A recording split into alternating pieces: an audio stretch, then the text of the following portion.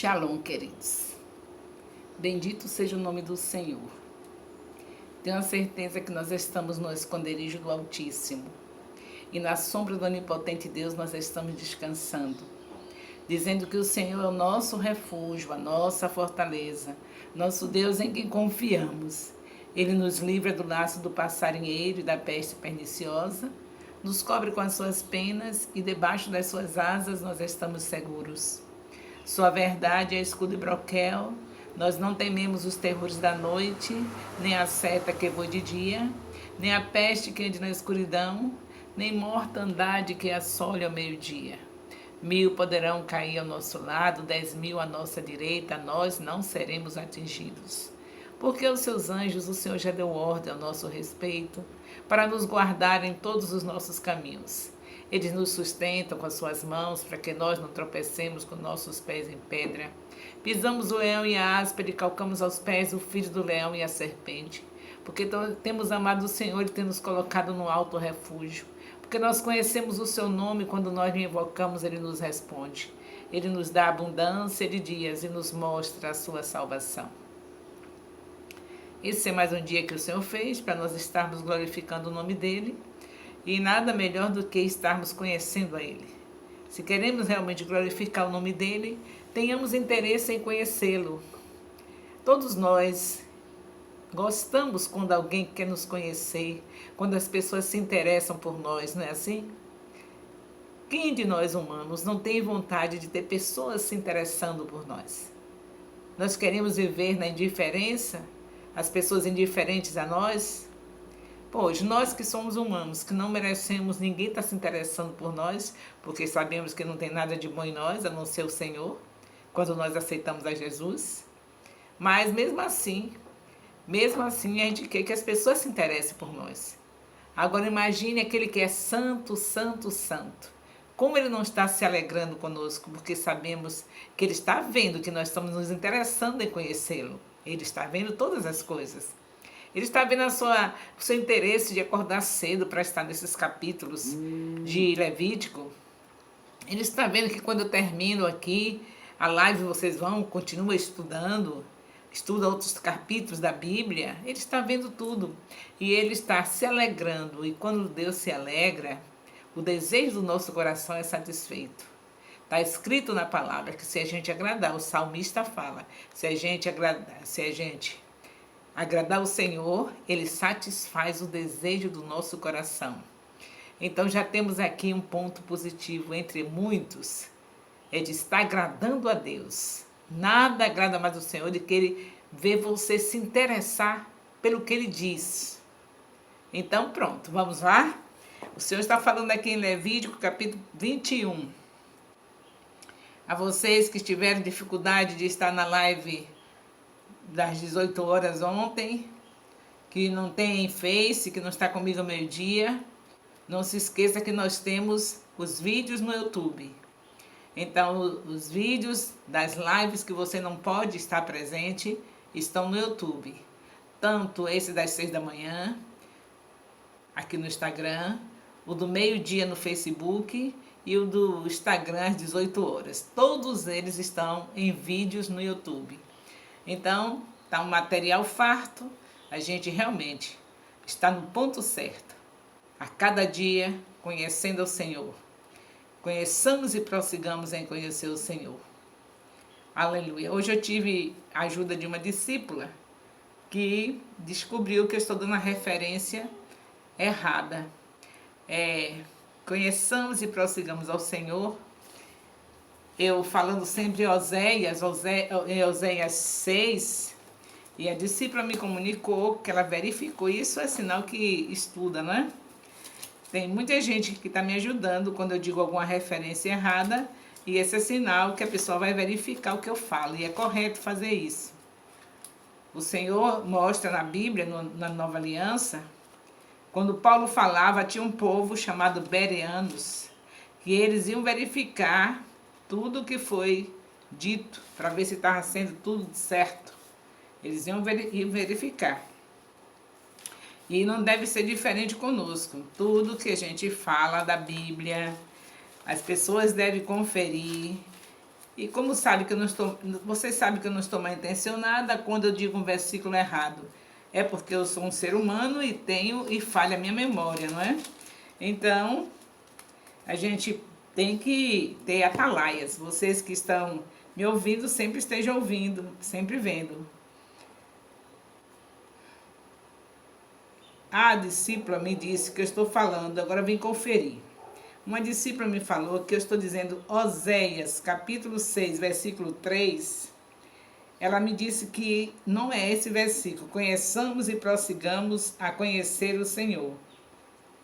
Então ela falou que não era esse versículo. Agora o versículo que ela disse que era Oséias capítulo 5, versículo 3. Ela também se enganou. Nós somos humanos, né?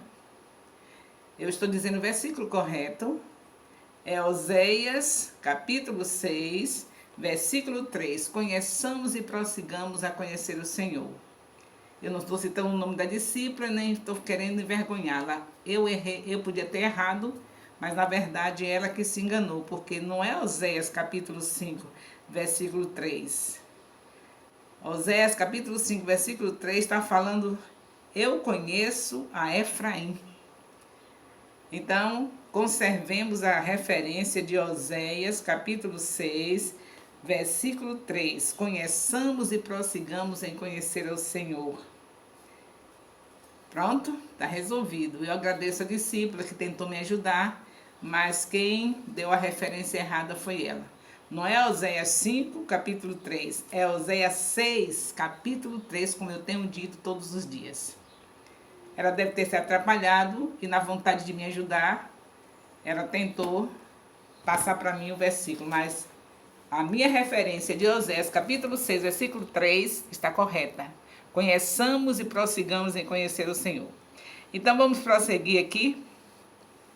Nós vemos falando do sacerdote nesse capítulo 21, mas a gente vai passar rapidinho, porque vocês são inteligentes e têm o Espírito Santo, tem assuntos aqui que estão fáceis, e vocês conseguem rapidinho assimilar. Aqui está falando do sacerdote, recomendações de tudo quanto o sacerdote deveria fazer, esse capítulo 21 de Oséias, de Levítico. Então, só quero destacar aqui uma coisa, que tudo isso era para o bem, para eles, por exemplo, ele não podia tocar em cadáver. Era para o bem dele mesmo e de toda pessoa que estava diante dele. Porque o cadáver, uma pessoa morta, um animal morto, qualquer coisa morta, ele está sendo apodrecendo a partir do momento que para de suspirar. Então ali já tem muitas bactérias. E a gente deve aconselhar qualquer um. Tem pessoas que vai a um funeral e ela fica tocando no defunto. E às vezes pessoas da família ficam tocando no defunto. Eu não sou a favor disso, eu acho que é muito errado fazer isso. Mas a gente não quer constranger, a gente não quer ficar falando para as pessoas não acharem que é porque nós estamos sem sentimento, sem estar sentindo a dor da pessoa. Mas isso não resolve. O que resolve é a gente passar a vida toda amando as pessoas. A gente ama as pessoas em vida, visita as pessoas, cuida das pessoas. E aí, no dia que morre, por favor, não toca no corpo, não. Não fica tocando, chega, beija o defunto. Só falta tirar o defunto do caixão para abraçar. Isso é um ato que não é conveniente, não é legal. Não é somente para o sacerdote, não, para qualquer pessoa. E hoje nós somos uma geração de sacerdotes. Na verdade, todos nós temos a obrigação de cuidar do nosso próximo. Aí você fica contaminado e ainda contamina as pessoas.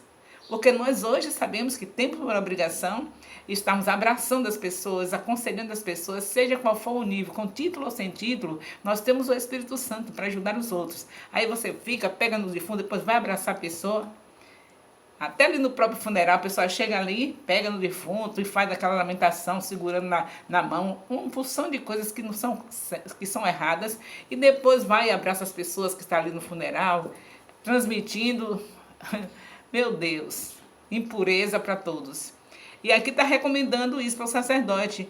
Ele não deveria estar assim, tocando em nenhum cadáver, não é nem para ir para os funerais do sacerdote. E se tivesse, sem querer, na frente dele, por um acaso, um corpo morto, sei lá de que fosse, ele não poderia tocar. Ele não poderia chorar, nem não podia chorar por mortos, o sacerdote. E é correto. O sacerdote está ali para consolar.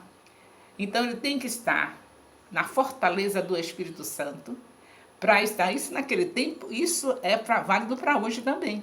Você não é sacerdote daquele nível, mas todos nós somos uma família sacerdotal. O Senhor nos fez sacerdotes.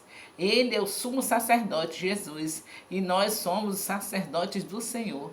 Então, nós não podemos estar se descabelando na vida das pessoas. A gente tem que ter consolo para as pessoas. Você chora nos pés de Jesus, que é o sumo sacerdote. Aí você aguenta firme a dor, consola as pessoas, depois você vai aos pés de Jesus e desaba. Porque ele é o sumo sacerdote. Diante dele, todos nós temos que estar colocando as nossas dores, porque ele resolve todas as situações. Ele traz um bálsamo para todos nós. Então, diante dele, do Espírito Santo, a gente vai, mas está com as pessoas, os sacerdotes, todos nós hoje somos. Então, não pode, você vai para um funeral, seja você com título ou sem título, você vai na fortaleza do Espírito Santo trazer conforto àquela família enlutada. Agora, depois... Mas aqui eu estou falando que todos devem ser assim, mas eu estou dizendo aqui, pelo que está escrito na Bíblia, principalmente aquele que tem título. Já pensou as pessoas esperando uma apóstola chegar no funeral e está consolando as pessoas. Aí chega a apóstola se descabelando, chorando. Que condição tem para consolar? As lágrimas podem vir nos olhos de uma maneira bem discreta, que às vezes a gente não suporta, mas não pode deixar as lágrimas rolando, tem que controlar as emoções. Não é só para aquele tempo isso, é para hoje. Com título ou sem título, principalmente quem tem título. Ninguém aceita de um apóstolo chegar no funeral se descabelando. Todos estão esperando que ele chegue lá para consolar, ser usado por Deus. Ninguém vai aceitar de um bispo ele chegar num funeral se descabelando. Todos estão esperando uma palavra de conforto. Ninguém vai aceitar de um pastor. A ovelha está desesperada com a sua perda e o pastor chegar se descabelando. Não tem. Então tem coisas que você tem que analisar. Pelo poder do Espírito Santo, leiam cuidadosamente e analise o que está dizendo. Porque tem coisas que eu já disse aqui que não é para fazer nem sonhando. Os sacrifícios de jeito nenhum. Jesus já fez. Agora, princípios... Isso aí é um princípio para qualquer um que é alguém que vai consolar alguém, não vai se descabelando. E nós temos por dever consolar os outros. Então não vamos, temos que nos descontrolar, chorar, desabafar nos pés do sumo sacerdote que é Jesus Cristo. Então esse dever do sacerdote aqui é para todos nós. Não ficou no passado. Não tocar nos defuntos, nos corpos mortos, é para toda pessoa que é higiênico, que sabe que é higiene, que sabe que é preservar a saúde. Não se toca no morto. Pode estar apaixonado pelo morto, mas se você está apaixonado, é uma pessoa que deve ter cuidado muito bem dele. Então não precisa de problema de consciência para estar beijando depois de morto, abraçando depois de morto. Tem nada disso. Você fez tudo pela pessoa? Se você não fez, vai pedir perdão a Deus, mas não vai fazer outro erro. Ficar abraçando o morto, beijando o morto, segurando na mão do morto. Se você não fez o que devia ter feito, está com problema de consciência, não vai adiantar você ficar beijando e abraçando. Você vai se colocar diante do Senhor, pedir perdão por que você não cuidou daquela vida que está ali no caixão. Não poderão ter a cabeça raspada, não rasparam a cabeça, o sacerdote, em sinal de luto. Essas coisas que acontecia no meio dos pagãos, não é para fazer. Dar sinal de luto com cabeça rapada. É para ser santo. A santidade é para todos nós. Ninguém vai dizer que só foi para o tempo do sacerdote lá. Santidade, o Senhor continua falando na nova aliança que sem santidade ninguém verá o Senhor. Então, aqui são recomendações que continuam sendo válidas. Ser santo. Perfeição física, graças a Deus Jesus nos libertou. Se eu tiver um braço menor do que o outro, eu posso ministrar. Se eu tiver uma perna menor do que o outro, eu posso ministrar. Isso aí só foi válido para eles lá na lei. Hoje, se eu tiver um defeito físico, Jesus, graças a Deus, Ele nos liberou. A gente pode. Se o cabelo não é crespo, a gente pode botar um mega, ajeitar, não tem problema. Agora, no tempo aqui da lei, se ele tivesse defeito físico, ele não poderia ser aceito como sacerdote. Então, nós vimos algumas recomendações que são válidas para hoje e outras que não são. Eu sei que o Espírito Santo está com você, você pode muito bem prestar atenção tudo direitinho e ouvir o Senhor falar. Aqui nós sabemos que ele não podia chorar nem pela mãe, não podia fazer o... chorar não podia estar disponível para enterrar seus pais, para estar na sepultura dos seus pais. Você vê isso Jesus falando em Mateus 8:22. Quando aquele abençoado daquele discípulo diz, Senhor, deixa que eu primeiro enterre meu pai. Jesus disse, deixa os mortos enterrar os seus mortos. Vem e siga-me. Não tem desculpa para aquele que realmente quer ser um sacerdote. Quando você recebe a Jesus, você se tornou um sacerdote. Não é como antigamente, que era aquele, né? Aquele muito diferente. Mas hoje, qualquer um de nós, filhos de Deus, tem um Espírito Santo. E aí? O sacerdote antigamente tem esse valor todo e eles nem tinham o Espírito Santo dentro. E hoje você recebe Jesus Cristo, que graça maravilhosa, não é? Recebe Jesus Cristo, tem o Espírito Santo, tem um grande valor, está com a convocação de fazer discípulos. E aí? E você vai ficar com esses compromissos todos? Nem a família, nem para enterrar o pai e a mãe, ele tinha direito. E eu, nem sem saber, ainda não tinha me dedicado a esses estudos, mas eu já tive o privilégio de obedecer a isso. Porque você é chamado por Deus, você sente essa necessidade de dar a obra de Deus em primeiro lugar. Então, já foi uma sepultura do meu pai, eu estava fazendo uma vigília, quer dizer, na hora do sepultamento eu estava presente, mas a período da noite, eu estava na vigília e o corpo de meu pai sendo velado por outras pessoas. Porque a obra de Deus é principal. Aí o que aconteceu? O que era mais importante, um homem morto ou pessoas que estavam ali para ser salvas, ser edificadas? Então a gente tem que saber analisar.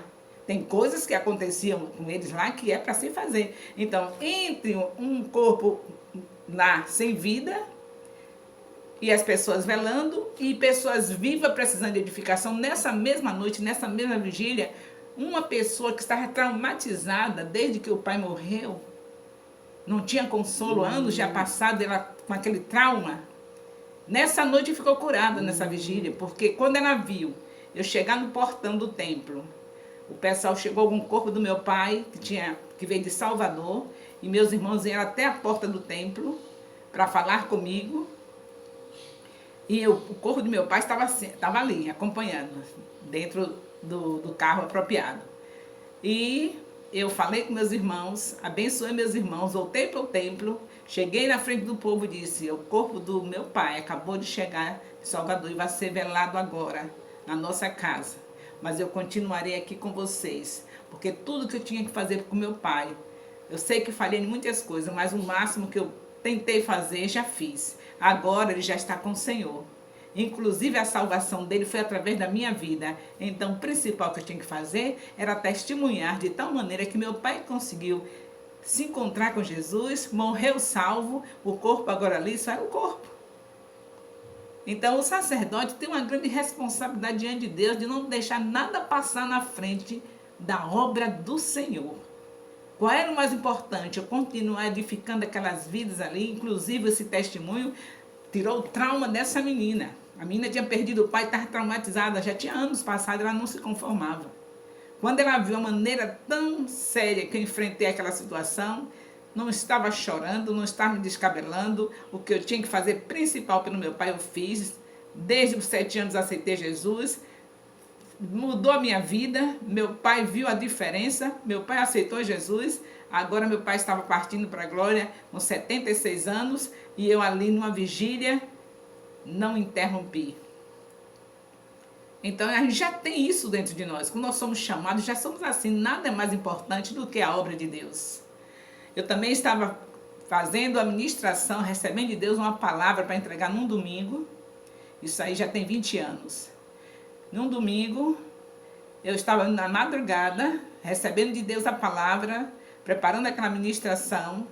Quando foi às 4h30 da manhã, chegou a minha cunhada com a notícia do meu irmão morto.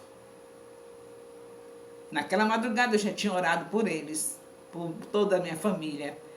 Naquela madrugada eu estava me preparando para trazer uma palavra para o povo de Deus, era um dia de domingo. Pela manhã, eu estava acabando de preparar a ministração, quando chega a notícia, o meu irmão mais velho morto. Eu sou a mais velha de todas, mas ele era o mais velho dos homens. Aí, eu abençoei a minha cunhada, tomei todas as providências, peguei pessoas que estavam podendo fazer as coisas por mim, e elas foram ajudar minha cunhada. E eu fui para o templo e ministrei. E Deus abençoou, que foi uma ministração que realmente Deus falou poderosamente com o povo. Numa escola dominical, onde eu pertencia antes de vir para esse ministério. Então ali é a obra de Deus em primeiro lugar. Você precisa cuidar das pessoas, nós precisamos cuidar das pessoas em vida. O corpo do meu irmão sendo velado, os cuidados que eu tinha que tomar, eu vi pessoas para fazer, não deixei à toa, foram dar assistência, mas eu fui levar a palavra naquela manhã e muitas vidas foram edificadas. Então, queridos, isso aqui do sacerdote tem que levar a sério também, viu? Porque não são todas as coisas que estão aqui que não é para se repetir. Então, aqui mesmo você vê, a santidade é para continuar nas nossas vidas, mesmo não tendo aquela posição do sacerdote do tempo da lei, mas nós somos sacerdotes do Senhor e sacerdotisas do Senhor. Então, nem enterrar o pai tem direito. Não pode deixar à toa. Providencia quem faça tudo direitinho. Até porque o sacerdote sabe todas as coisas porque elas acontecem. Deus fala tudo, né? Sabe que foi aquele momento que o Senhor preparou, que aquela vida tinha que sair da terra. Então ele não tem nada para se assombrar de nada. Ele só tem que confiar em Deus e prosseguir sem interrupção a obra dele aqui na terra. E no capítulo 22, eu estou no 21, já encerrou as recomendações sobre os sacerdotes. Qualquer dúvida vocês me procuram, o telefone é 3421-6143.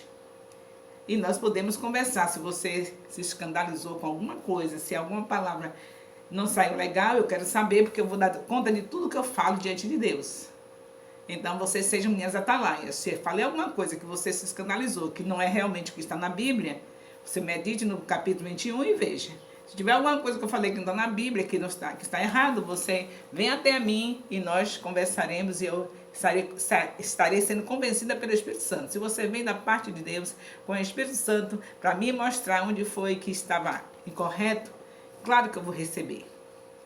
Levítico 22 continua falando de sacerdotes. Por isso mesmo que eu emendei um capítulo com outro.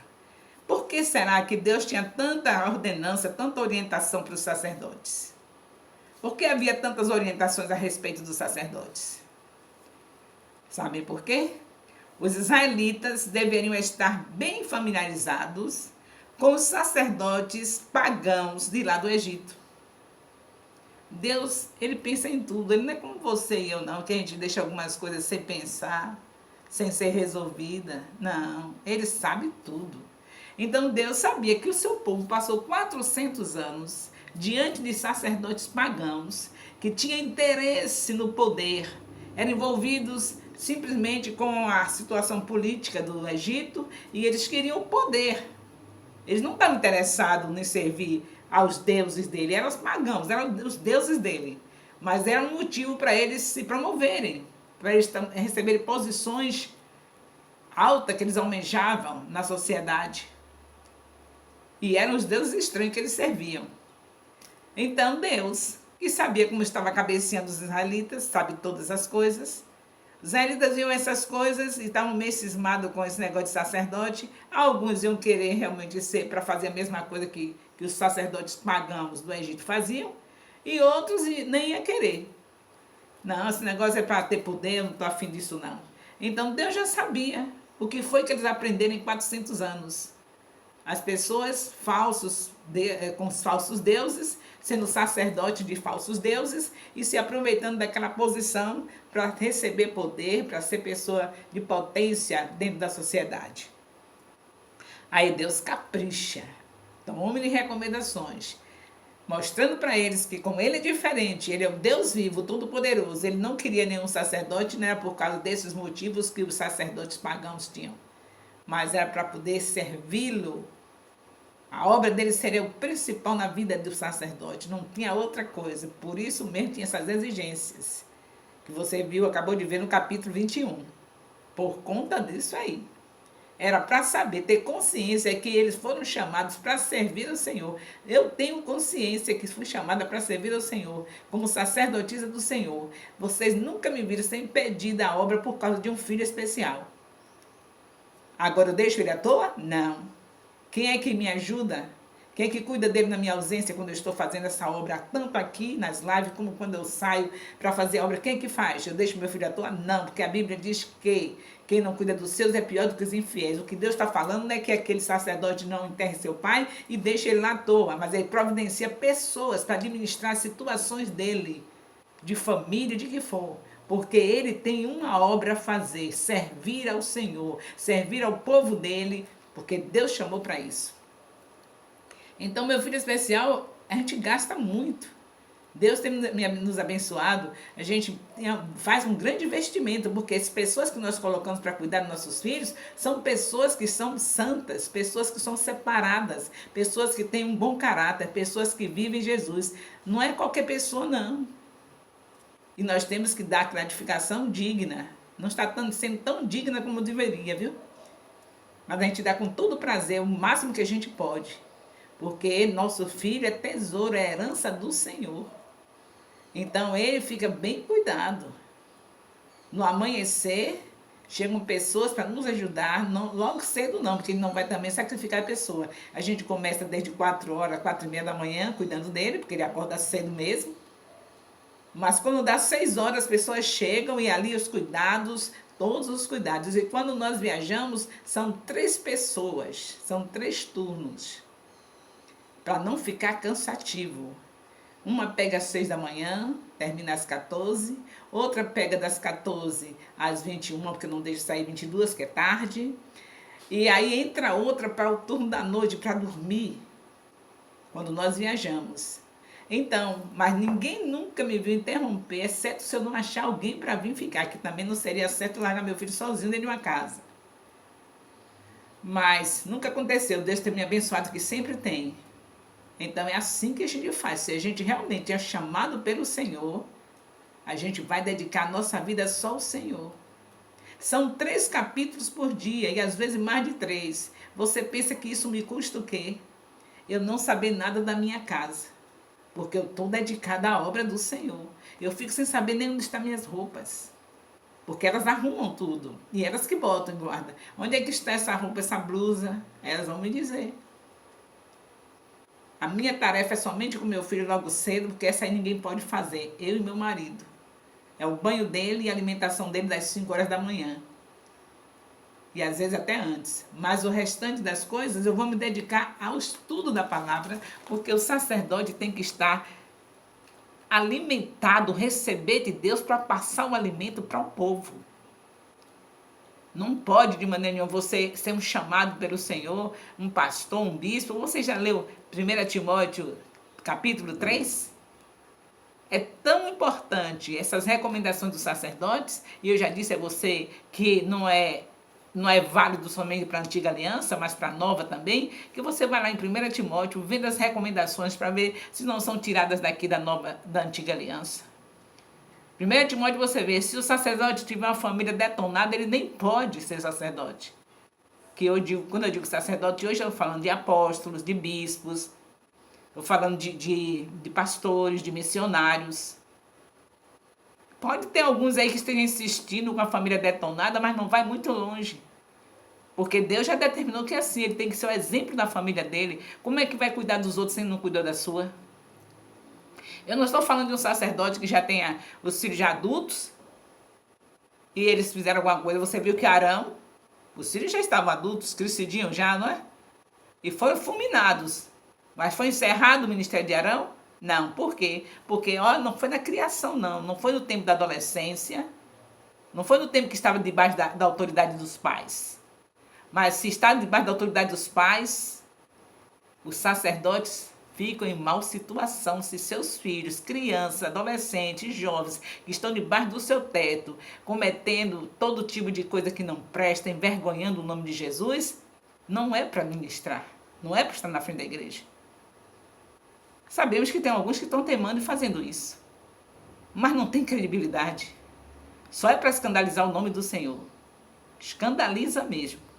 As pessoas não dão credibilidade. Está empurrando com a barriga e não vai muito longe.